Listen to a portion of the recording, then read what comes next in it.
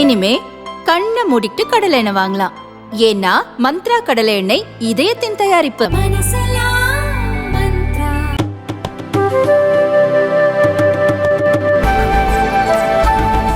இந்தோனேஷியாவின் பாலி தீவில் செயல்பட்டு வரும் ஹிந்து தர்ம அரசு கல்வி நிறுவனத்தை பல்கலைக்கழகமாக தரம் உயர்த்தி இந்தோனேஷிய அதிபர் ஜோகோ விடோடோ உத்தரவிட்டுள்ளார்.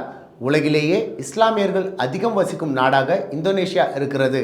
ஆனால் அதன் கட்டுப்பாட்டில் இருக்கும் பாலி தீவில் இந்துக்கள் பெரும்பான்மையாக வாழ்கின்றனர். உலக அளவில் சுற்றுலா மையமாக விளங்கும் பாலி தீவில் 1993 ஹிந்து மத போதகர்களால் இந்த கல்வி நிறுவனம் தொடங்கப்பட்டது.